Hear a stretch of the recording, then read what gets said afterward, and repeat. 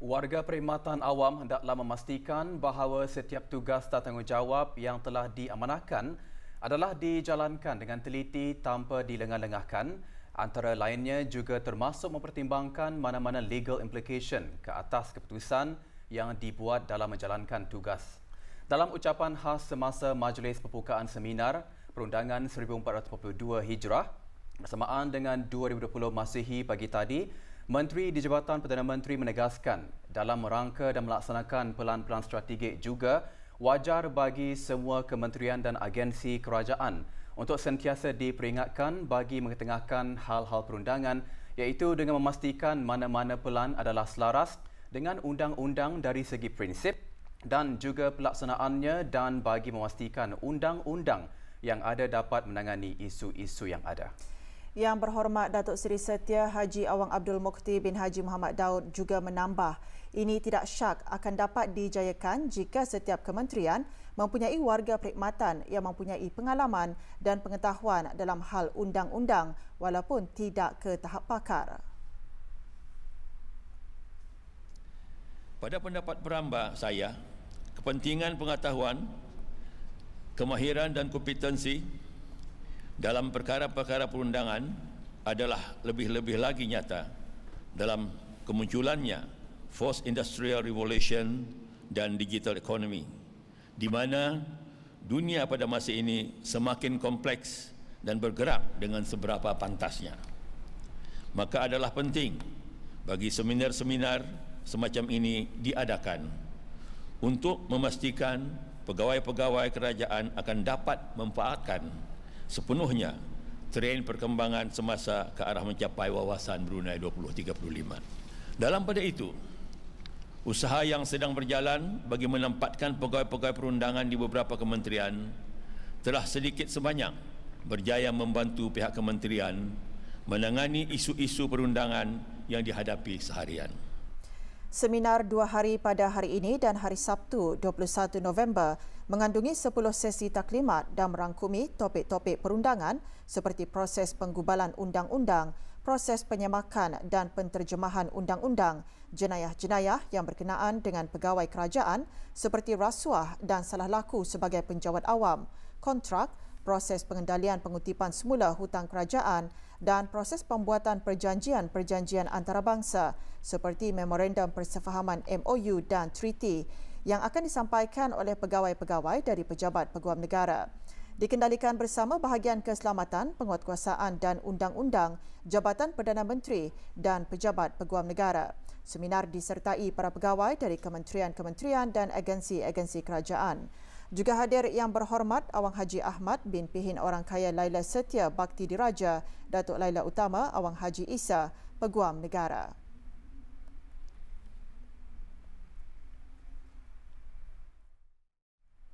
Selain mengutamakan aspek perancangan guna tanah bagi mewujudkan kemajuan dan persekitaran yang berkualiti, penyelarasan kepada peraturan-peraturan kemajuan yang terdapat di agensi-agensi lain yang ada kaitan dan mempunyai kepentingannya perlu juga diambil perhatian yang sewajarnya agar ianya konsisten.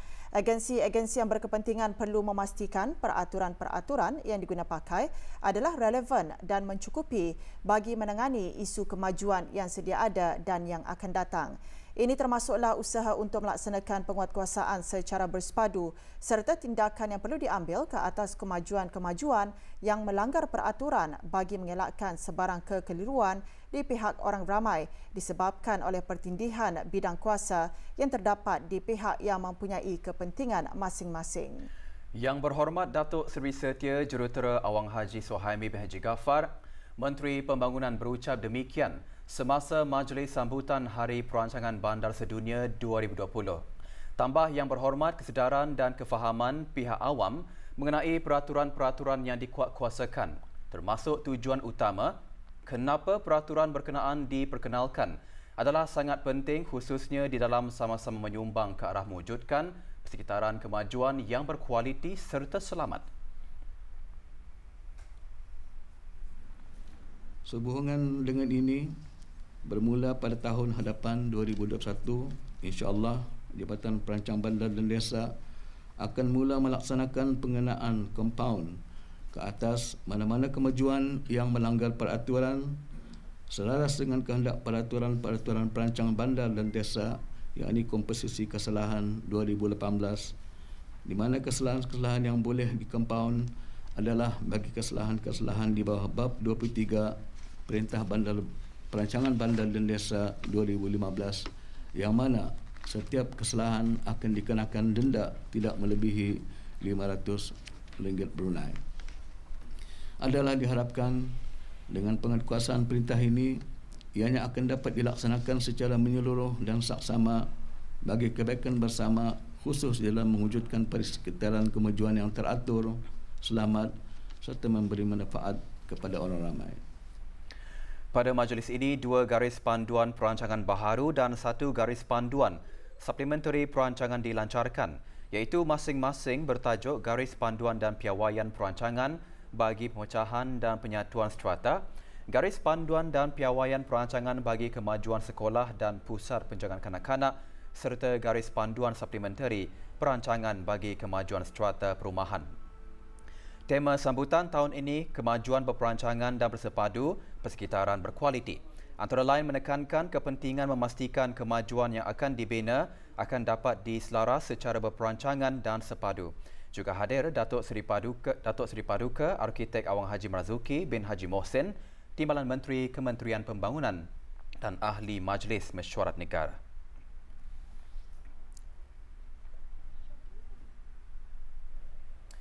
Budaya dan warisan kampung air bukan sahaja dikekalkan dan dipertahankan sepanjang zaman oleh penduduk kampung air, bahkan juga boleh dilakukan melalui lukisan. Perkara tersebut antara yang dijelaskan oleh Yang Berhormat Major Jeneral Besara Datuk Paduka Seri Haji Amiduddin Ehsan bin Pirongkais Pemuluk, Datuk Seri Paduka Haji Abidin, Menteri Kebudayaan Belia dan Sukan semasa merasmikan pameran lukisan bertajuk Timeless. Pelancarannya berlangsung petang tadi di Kedutaan Republik Turki di Kampung Manggis 1.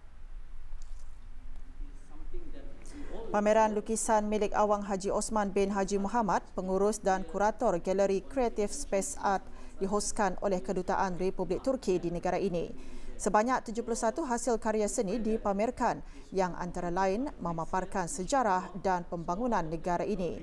Juga dipamerkan 8 lukisan yang dihasilkan oleh anaknya Osvian Osman. Juga hadir Tuan Yang Terutama Mahmud Suat Agun, Duta Besar Istimewa dan Mutlak Republik Turki ke negara Brunei Darussalam. Pameran dibuka bagi kunjungan orang ramai bermula esok sehingga 29 November bermula pukul 9.30 pagi hingga 5 petang, kecuali hari Jumaat ditutup pada waktu tengah hari.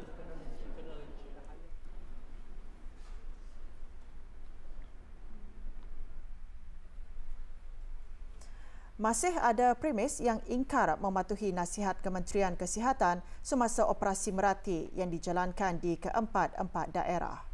UNISA melancarkan 32 buah buku dalam pelbagai bidang, perinciannya selepas petikan titah ini.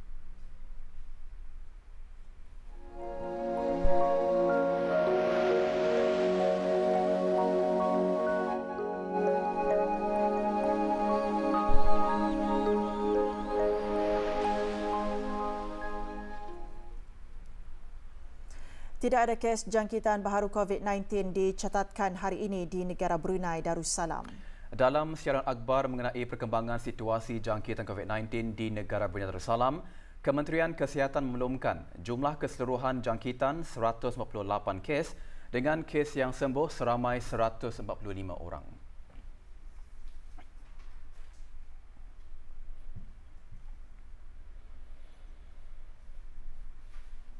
Kes terakhir jangkitan tempatan COVID-19 dilaporkan pada 6 Mei 2020 iaitu 197 hari yang lalu, manakala jumlah kes import sejak jangkitan terakhir tempatan dilapor sebanyak 7 kes. 592 orang sedang menjalani pengasingan diri mandatori, manakala seramai 8,086 orang menamatkan pengasingan diri mandatori sejak Mac lalu. Sementara itu, 378 sampel ujian virus SARS-CoV-2 dilaksanakan, menjadikan jumlah keseluruhan ujian makmal yang dijalankan sejak Januari 2020 sebanyak 74,669 ujian. Maklumat lanjut dan perkembangan terkini layari laman sesawang Kementerian Kesihatan dan Talian Kesihatan 148.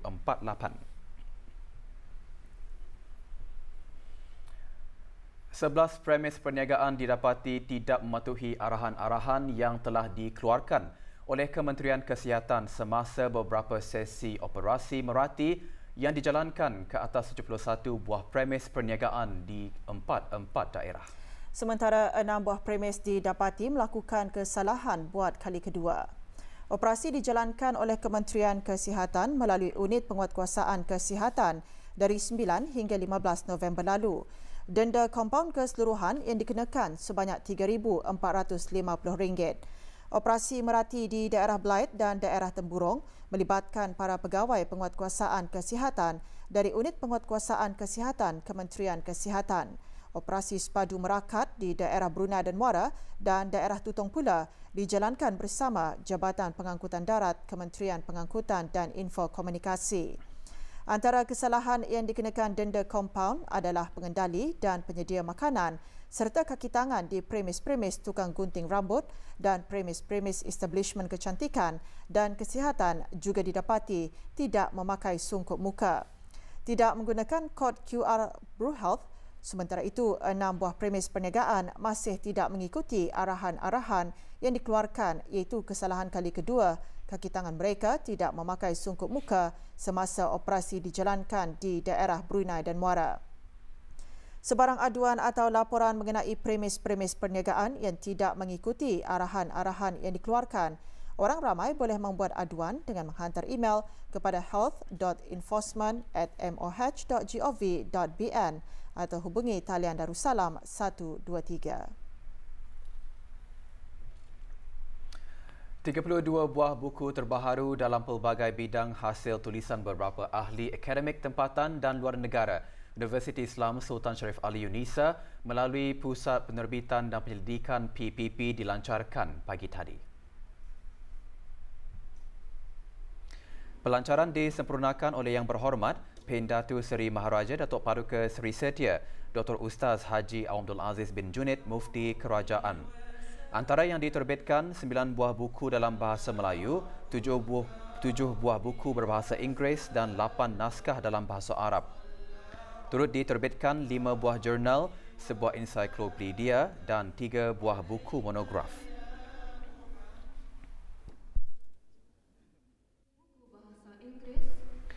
Juga diadakan penyampaian anugerah buku Yunisa iaitu kategori buku bahasa Melayu kepada yang berbahagia Profesor Dr. Abdul Aziz bin Yusuf, Profesor Kehormat University College Bestari, Sitiu Terengganu, Dr. Ahmad Fosi Ogunbado, Penolong Profesor Fakulti Pengurusan dan Pembangunan Islam Yunisa menerima kategori Bahasa Inggeris dan Dr. Syayuti bin Abdul Manas, Timbalan Dekan Fakulti Usuluddin dan Dr. Ismail bin Abdullah, Timbalan Pengarah Pusat Penyelidikan dan Penerbitan Yunisa menerima buku kategori Bahasa Arab.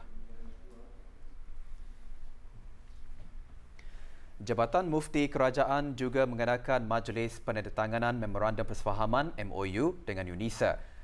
Menandatangani bagi pihak Jabatan Mufti Kerajaan Datuk Seri Setia Dr. Awang Haji Mazanan bin Haji Yusof, Penolong Mufti dan Awang Haji Mohidin bin Haji Mustafa, Pemangku Pengarah Pentadbiran Jabatan Mufti Kerajaan.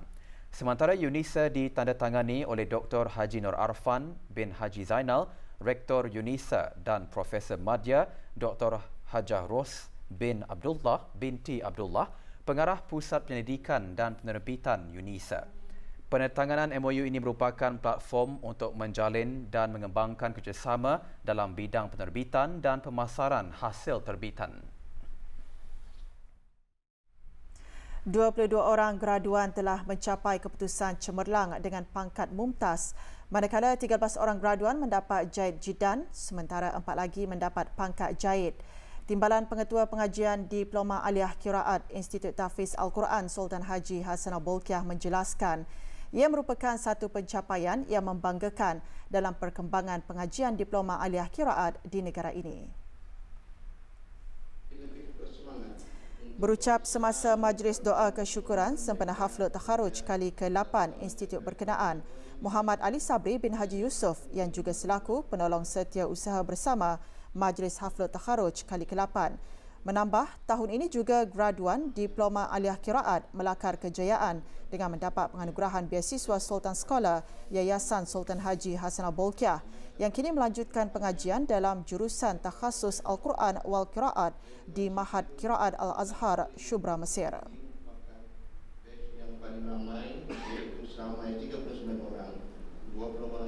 Majlis diselajurkan dengan penyampaian anugerah cemerlang Diploma Aliyah Qiraat bersama Haflul Takharuj tersebut yang disempurnakan oleh Pengiran Datuk Seri Paduka Haji Bahrom bin Pengiran Haji Bahar, Timbalan Menteri Hal Ehwal Ugama. Juga hadir Haji Muhammad Rosli bin Haji Ibrahim, Setiausaha Tetap Kementerian Hal Ehwal Ugama, Dr. Haji Nur Arfan bin Haji Zainal, Rektor Universiti Islam Sultan Sharif Ali Yunisa, dan Dr. Haji Adnan bin Haji Basar, Rice College Universiti Perguruan Ugama Seri Begawan Kupu SB.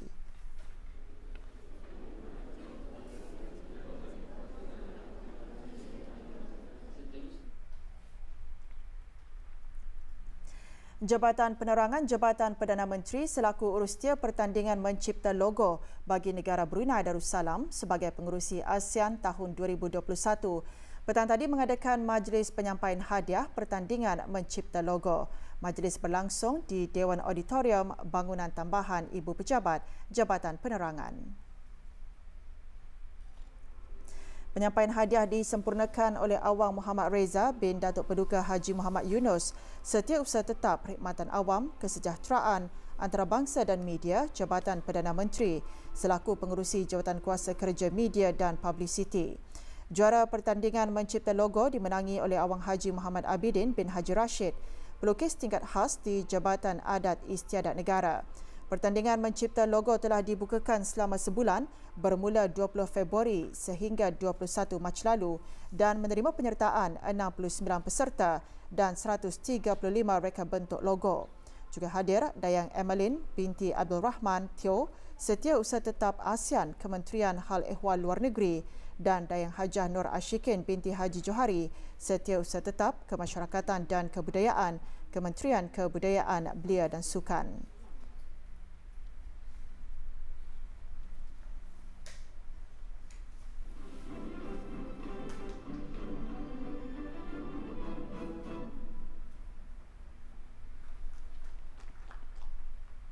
Inspirasi saya untuk mencipta logo ini ialah apabila melihat ketua-ketua negara bergambar ramai dengan tangannya berkalungan.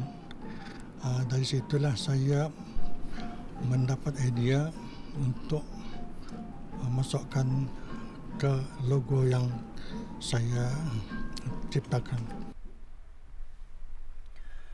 Perbincangan serta cadangan telah dibuat mengenai hasil utama daripada mesyuarat Task Force on Midterm Review of the Kuala Lumpur 2016 KLTSP 2016-2025 semasa mesyuarat pegawai-pegawai pengangkutan kanan ASEAN STORM kali ke-50. Ini termasuk aktiviti-aktiviti dan projek-projek yang akan dilaksanakan oleh kumpulan-kumpulan kerja pengangkutan ASEAN. Juga dibincangkan kerjasama pengangkutan dengan rakan-rakan dalam ASEAN sebagai persediaan untuk mesyuarat Menteri-Menteri Pengangkutan ASEAN ATM ke-26 dan mesyuarat-mesyuarat bersama rakan dialog yang dijadualkan untuk diadakan pada 24 hingga 25 November 2020. Mesyuarat STORM ke-50 dan mesyuarat-mesyuarat bersama rakan dialog yang diadakan melalui sidang video bermula kemarin dan hari ini dipengerusikan oleh Awang Haji Muhammad Nazri bin Haji Muhammad Yusof, Setiausaha Tetap Kementerian Pengangkutan dan Info Komunikasi selaku pengerusi STORM bagi tahun ini. Sementara itu, penilaian perkembangan pelaksanaan aktiviti serta projek di bawah 2018 hingga 2020 Action Program of the Revised Strategic Plan for ASEAN-China Transport Cooperation juga dilaksanakan semasa mesyuarat pegawai-pegawai pengangkutan kanan ASEAN dan China STORM Plus China ke-19 yang dipengerusikan bersama oleh Awang Haji Muhammad Nazri dan Tuan Shan Hong Jun, Timbalan Pengarah Umum Jabatan Kerjasama Antarabangsa di Kementerian Pengangkutan Republik Rakyat China. Mesyuarat juga mempertimbangkan aktiviti-aktiviti susulan untuk terus melaksanakan kenyataan bersama Menteri-Menteri Pengangkutan ASEAN dan Menteri Pengangkutan China mengenai ensuring smooth transport and logistics to combat COVID-19 and reactivate the economy yang telah diluluskan pada 16 Julai 2020. Terdahulu di sebelah pagi, para pegawai pengangkutan kanan ASEAN telah mengadakan perjumpaan bersama Jepun semasa mesyuarat pegawai-pegawai pengangkutan kanan ASEAN dan Jepun Storm Plus Jepun kali ke-19 yang dipengerusikan bersama dengan Tuan Yamakoshi Toshiro, wakil khas bagi hal ehwal antarabangsa di Kementerian Tanah, Prasarana dan Pelancongan Jepun. Mesyuarat membincangkan status dan perkembangan pelaksanaan projek-projek di bawah Pelan Kerja ASEAN-Japan Transport Partnership AJTP 2019-2020 termasuk pencapaian utama serta inisiatif-inisiatif baru yang berkaitan dengan kecekapan pelabuhan, keselamatan maritim dan pengangkutan yang mampan. Semasa mesyuarat pegawai-pegawai kanan pengangkutan ASEAN dan Republik Korea Storm Plus ROC ke-12 pula, kedua-dua pihak telah mereview perkembangan pelaksanaan Peta Jalan Kerjasama Pengangkutan ASEAN ROC 2019-2020 yang sedia ada. Mesyuarat yang dipengerusikan bersama Puan Ji Yong Shim, Pengarah Bahagian Kerjasama dan Perdagangan Antarabangsa, Kementerian Tanah, Prasarana dan Pengangkutan Republik Korea itu mempertimbangkan cadangan untuk melanjutkan peta jalan tersebut dalam tempoh 5 tahun mulai tahun 2021. Di sebelah petang tadi, dialog pegawai-pegawai pengangkutan kanan ASEAN dan Kesatuan Eropah STOT ASEAN EU keempat dipengerusikan bersama oleh Awang Haji Muhammad Nazri dan Tuan Henrik Holole, Pengarah Am bagi Mobiliti dan Pengangkutan Suruhanjaya Eropah. Dialog antara lain bertujuan untuk bertukar-tukar pandangan mengenai rancangan pemulihan di rantau ASEAN dan Kesatuan Eropah bagi tujuan menangani wabak pandemik COVID-19.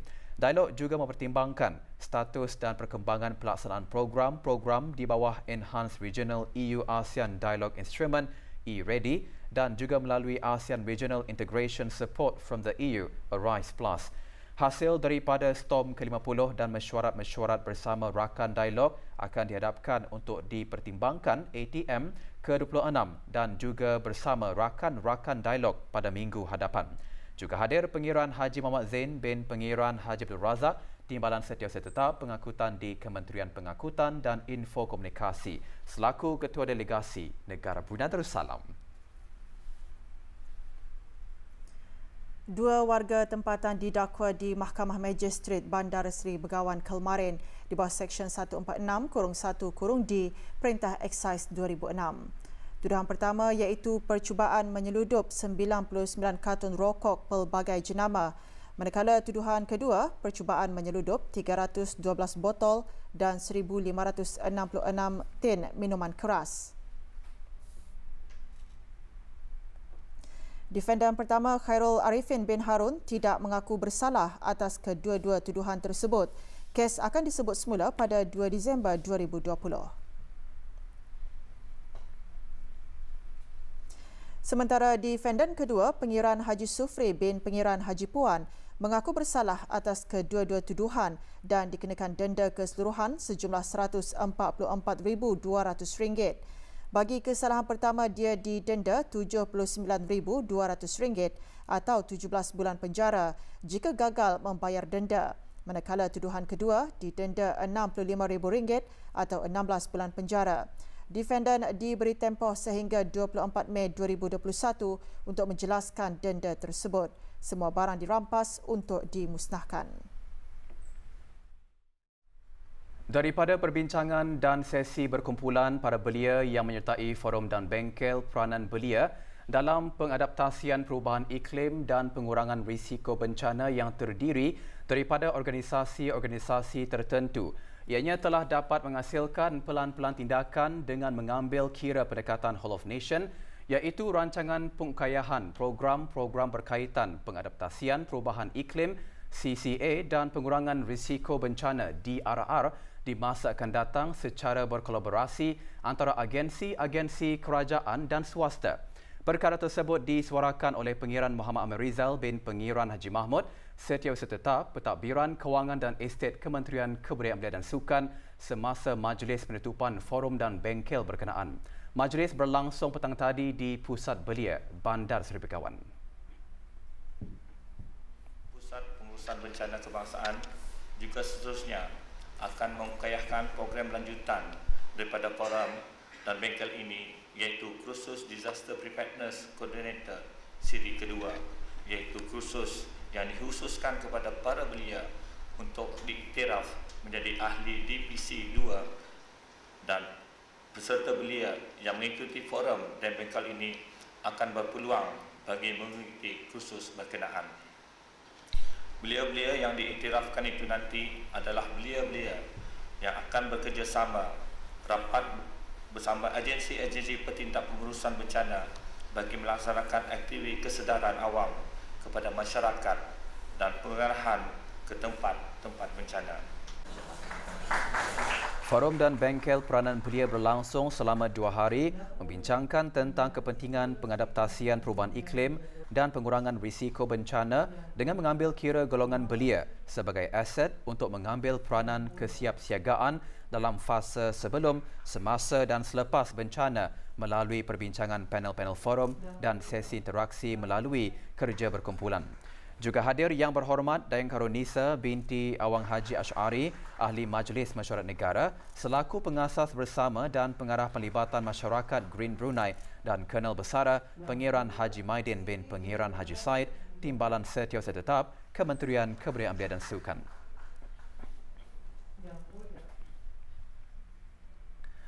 "15 buah kereta kijang dan 4 buah kenderaan persendirian yang tidak layak dipandu di jalan raya telah ditahan dan diperiksa semasa operasi penguatkuasaan terhadap kereta kijang dan kenderaan yang mencurigakan dari segi tahap keselamatan yang dilaksanakan di daerah Brunei dan Muara. 8 kenderaan komersial turut dikenakan tindakan, sementara itu JPD telah mengeluarkan 40 denda kompaun atas kesalahan melanggar Akta dan Peraturan Lalu Lintas Jalan Raya Penggal 68. Ikuti maklumat mengenainya.